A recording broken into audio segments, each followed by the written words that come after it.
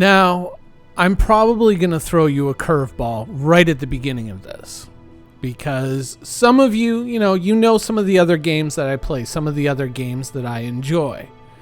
One of them being, like a total degen, I like to play World of Tanks from time to time. I don't know why, but listening to people have like full mental breakdowns when something untoward happens to them in the game is just, it's absolute magic. It's just absolute magic. And yeah, I enjoy tanks. So you'd think with the announcement of the Nova tank being out for release, I would be like, dude, now is the time. When everything comes up on the last day of the sale, get yourselves a Nova tank. It's going to be, tonk updates and blah, blah, blah, and yay. No. But yes. You shouldn't buy it, but you should buy it. But you shouldn't. But you shouldn't. Now let me explain before you get too confused. Buy it in game. Remember the ballista? Remember when I did that video about the Prowler, showcasing how cheap the Prowler was in the PU. The ballista is like, 300,000 credits in game? It's negligible. The cost of that thing is absolutely negligible.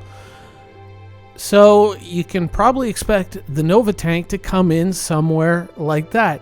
If you want a Nova tank, if you want to use these, yes, you know what? The ground missions don't really suit it. I mean, you could use it, I guess, to blow up the turrets or, protecting a bunker so you could get in there and get your 8,000 credits.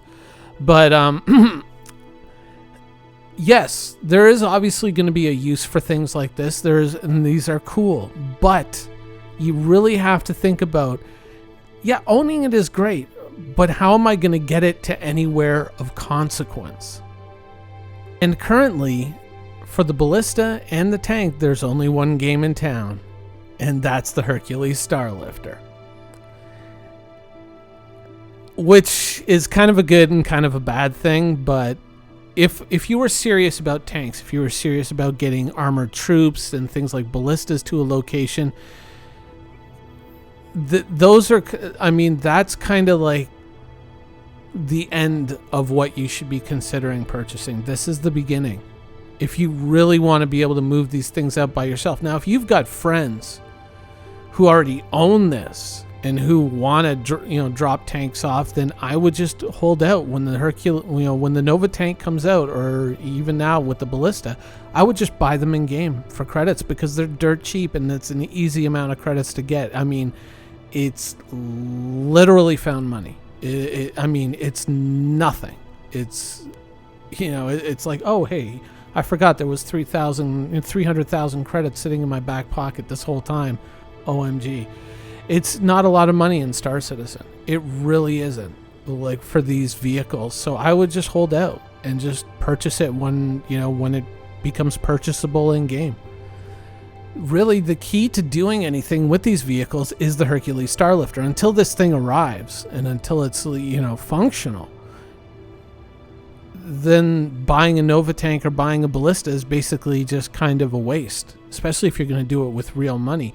I would rather turn that real money towards the things that are going to enable me to do things like the Hercules Starlifter, rather than, purchasing the vehicle that's now dependent on another vehicle or another player because I haven't spent the money over there. I've spent it over here instead. Being able to, through goodwill or through payment, cart me around the universe so I could use my vehicle. Remember that first and foremost, Star Citizen is a space sim.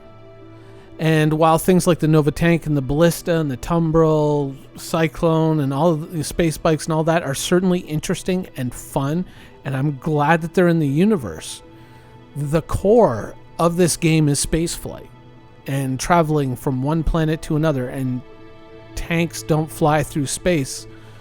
Well, unless the ships that carries them gets blown up, but they somehow survive, then I guess you could say that they fly through space, but they don't get themselves up into space, and they don't get themselves to different worlds. Now, certainly, I would love to be able to get into a vehicle like this and spend an entire day in it rolling across the dunes of Daymar, maybe assaulting camps and stealing goods and stuff like that. It would be really, really cool. But the truth of it is we're simply not there yet, you know. So, hearing that the Nova tank is coming, great. Hearing that the Hercules Starlifter is on its way and possibly going to get here even sooner than that is much better news and much bigger news. And that is a super, super cool thing to see, because, you know, once they got that Hercules Starlifter out, how long before they get the other two variants out, you know? And one of those two variants is pretty interesting for ground assault missions, much more so than the tank. So we'll have to wait and see. But the initial Hercules Starlifter, yes, in production, looking good, and seemingly coming around the final bend. Now, the footage that you're seeing in the background is, of course, currently my big takeaway from the anniversary sale. It does not represent really new money. It represents recycled money. Things move from column A to column B, and we're going to be trying this thing out in the future.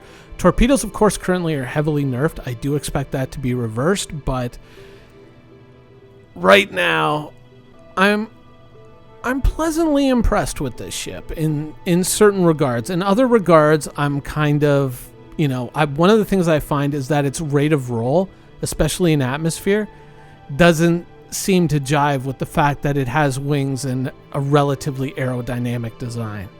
So that's kind of a big puzzle for me, and something to note if you've been looking at this ship is its roll rate is kind of pathetic, but overall, I think this is going to open up some interesting doors in the future.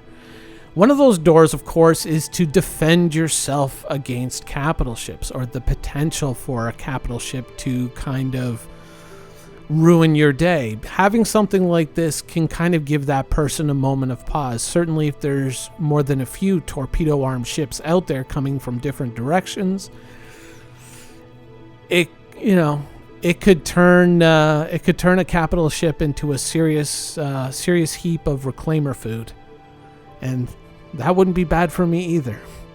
So certainly something I'm going to be experimenting with in the future. And currently, yes, it is my big takeaway from this year's anniversary sale. However, there is one more possibility. Tomorrow is RSI Day, and that's when we fully expect the RSI, or Roberts Strut Industries Perseus, to finally arrive on the market. There's a lot of questions out there. There's a lot of interesting possibilities that this kind of opens up. Scale-wise, I do still expect it to be roughly in and around the Hammerhead. I know that there's a ton of speculation out there about this ship. Some people saying torpedoes, some people saying, side-facing turrets underneath the fairings, all kinds of interesting stuff. But I have to say that I'm still reserving judgment. There's a lot of great things here, and I want to see the full list of features before I really get into it. But in general, yes, the turret is ideal if those are indeed side-facing guns.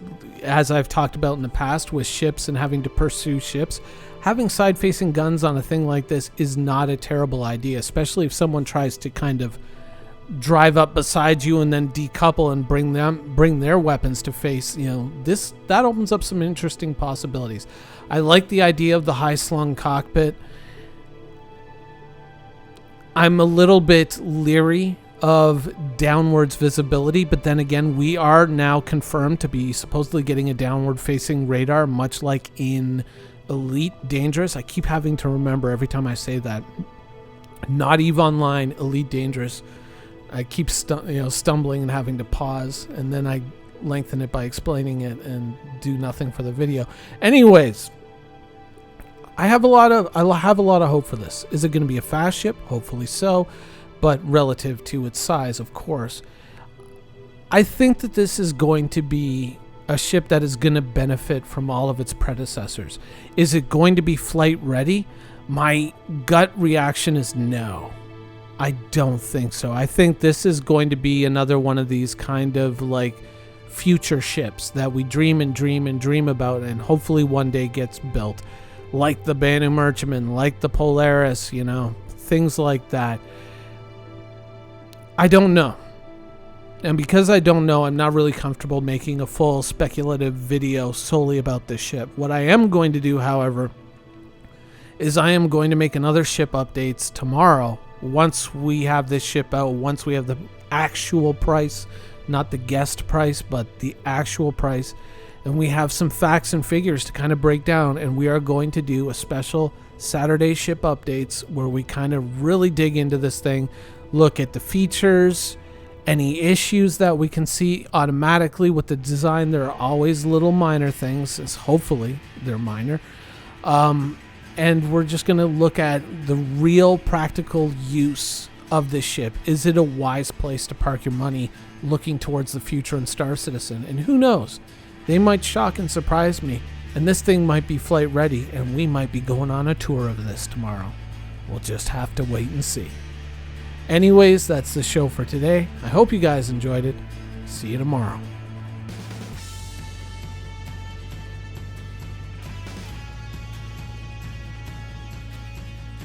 Thank you for watching. So if you want to keep up with the latest and greatest in Star Citizen and Squadron 42's development, please follow us on our social media channels. See you soon.